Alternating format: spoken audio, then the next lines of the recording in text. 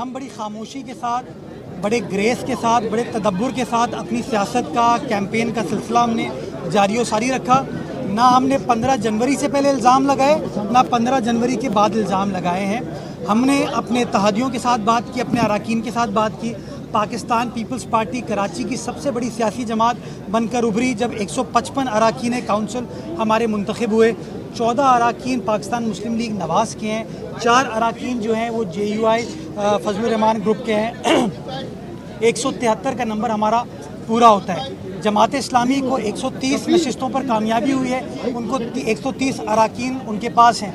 अगर वो हमारे नंबर को पूरा कर जाते हैं, 100 बिस्मिल्लाह, मैं उनको खुद मुबारकबाद पेश करूँगा।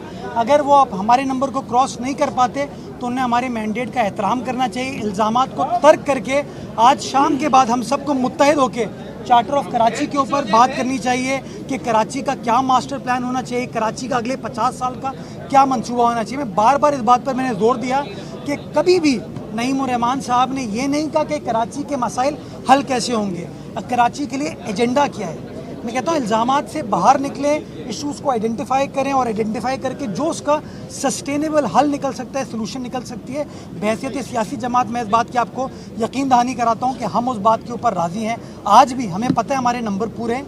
हमने अपने अराकीन को नहीं बुलाया जो एक्स्ट्रा थे।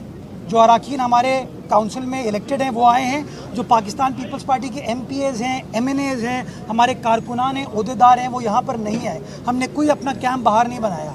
मैं सलमान अब्दुल्ला मुराद साहब यहाँ पर मौजूद हैं। क्यों? क्योंकि हम नहीं चाहते कोई कन्फ्रंटेशन हो, हम नहीं चाहते कि किसी के साथ कोई आज लड़ाई झगड़ा हो। अफाम व तफहीम के साथ पोलिंग का प्रोसेस होना चाहिए। जो हम पे इल्ज़ामात लगा रहे थे प्रेशर का, आज हमने एक और चीज़ साबित की। कमीशन का हुक्म आया, अदालत का हुक्म आया कि जो अंडर कस्टडी अराकीन हैं उनको पेश किया जाए। आपके सामने उन अराकीन को आज पेश किया गया है। तो एब्सोल्युटली हम कमिटेड हैं कि पोलिंग का प्रोसेस अफाम व तफहीम के साथ हो और इंशाअल्लाह जिसके पास नंबर है वो आ जाए, जिसके पास नंबर नहीं है वो उसका एहतराम करे और फिर मिलकर लोग इस शहर कायद की खिदमत करें। अच्छा, क्या आप इंतजामात से खुश हैं? जो इस वक्त जो इंतजामात हुए उन पर जो किया गया पुलिस से, रेंजर्स है और दीगर जो इलेक्शन कमीशन की जानिब से किए गए? देखिए, मैं तो तनकीद वाला आदमी नहीं हूँ। अगर रेंजर्स पुलिस नहीं होती तब भी इल्ज़ाम लगाते, वो मौजूद हैं तब भी इल्ज़ाम लगा रहे हैं। मैं इस चीज़ को इस पर नहीं जाना चाहूँगा। मैं ये समझता हूँ कि आज का टारगेट इलेक्शन कमीशन का सिर्फ एक चीज़ होना चाहिए, 1 पॉइंट एजेंडा, कि प्रोसेस शफाफ तरीके से कानून के मुताबिक अफाम व तफहीम के साथ मुकम्मल हो। मैं इस बात की यकीन दहानी कराता हूँ कि पीपल्स पार्टी यही चाहती है कि तमाम चीज़ें पीसफुली हो जाए। सादा अक्सरियत जो थी उसके बजाय जो हॉल में मौजूद अक्सरियत की बुनियाद पर जीत का फैसला होगा, ये कानून एक ही अप्लाई क्यों होगा कांग्रेस असेंबली और इसके सेवा? चूँकि मैं कानून का तालिब इल्म हूँ इसलिए मैं आपको कानूनी जवाब दे सकता हूँ, सियासी जवाब नहीं दे सकता। क्योंकि हर शख्स अपने हिसाब से कहता है। अगर आप कभी आइन पढ़ेंगे तो आइन में लिखा हुआ है majority of the total membership. आइन पढ़ लीजिए। जब आप लोकल गवर्नमेंट एक्ट पढ़ते हैं उसमें लिखा हुआ है बाय मेजॉरिटी। जब वोट ऑफ नो कॉन्फिडेंस की बात लिखी हुई है तो majority of the total membership लिखा हुआ है। यानी कि जो कानून साज असेंबली थी उसने कानून बनाते वक्त ये कहा कि सादा अक्सरियत जो हॉल में मौजूद लोगों की होगी वो अक्सरियत बनती है। ये कानून साज असेंबली ने फैसला कर दिया। इसका फैसला मुझे रीगल चौक पे नहीं करना, इसका फैसला मुझे फवारा चौक पे नहीं करना। और मैं समझता हूँ हम सबको अपनी इन चीज़ों से दूर रह के इलेक्शन कमीशन को एक काम करना चाहिए। ये बताइए, कानून के तालिब इल्म ये फरमाइए कि 2 अराकीन को पीटीआई को हथकड़ियां लगा के लाए, ये किस कानून? ये गलत है, ये गलत है। मैंने खुद देखा, फिरदौस शमीम साहब के हाथ में हथकड़ी नहीं थी, मैं खुद उनसे खुद में मिलने गया।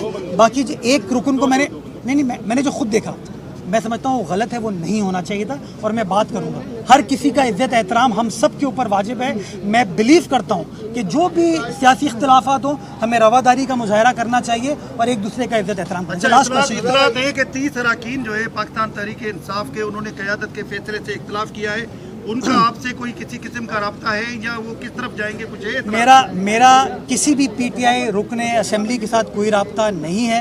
फिरदौस शमीम नकवी साहब से मेरा ज़ाती रिश्ता है। मेरे वालदैन के वो कॉलीग रहे यूनिवर्सिटी में। जब वो आए मैं उनसे मिलने गया, उनको सलाम करने गया। तो उसके अलावा मेरा किसी और से कोई राब्ता नहीं है। वो क्या फ़ैसला करते हैं मुझे नहीं पता, कुछ देर में आप लोगों को पता है। 15 साल से गवर्नमेंट है पीपल्स पार्टी की, में ना तो ट्रांसपोर्ट का कोई जामे मंसूबा दे सकती है। मैं ये बताइए कि आपके पास क्या प्लानिंग है? आप 4 साल में अगर आप मेयर बनते हैं तो आप क्या करेंगे जो पिछले 15 साल में आपकी हुकूमत नहीं कर सकती? मैं बड़ा शुक्रगुजार हूँ कि आपने इशू ओरिएंटेड बात की। काश कि कभी नईम और रहमान साहब से भी इस तरह की बात की जाती, नहीं की जाती। मैं जवाब सर, मुझे पता है कौन किसकी तर्जुमानी करता है, मैं गुजारिश मेरी करने दें। पीपल्स पार्टी ने शहर क़ायद की खिदमत की है और ख़िदमत के बेसिस पर शहर क़ायद के वासियों ने वोट दिया है हमें। काम आज भी ये लोग अपनी इल्ज़ामात की सियासत कर रहे थे, मैं नालों पे जा रहा था क्योंकि मैं हुकूमत का हिस्सा हूँ, मेरी ज़िम्मेदारी है। मेरा वज़ीर आला जो है वो ठट्टा बदीन सजावल का भी रुख कर रहा था, इब्राहिम हैदरी का भी रुख कर रहा था। कराची के मुख्तलिफ नालों पर मैं भी मौजूद था, करमुल्लाह वकासी साहब, नजमी आलम साहब भी मौजूद थे। तो हम काम करते हैं, लोगों के साथ रहते हैं, लोगों के दरमियान रहते हैं, इसलिए लोग वोट देते हैं। ये बताइए, इसके बाद कराची का सबसे बड़ा मसला कौन सा है जो कॉरिडोर पे हल खराब है? एक चीज़ मैं बताऊँ करी यार हाफिज साहब को पीपल्स पार्टी के मेयर के उम्मीदवार मुर्तज़ा वहाब की मीडिया से गुफ्तगू। उनका कहना था खामोशी के साथ अपनी सियासी मुहिम जारी रखी है, जमात इस्लामी जीती तो उनको मुबारकबाद देंगे।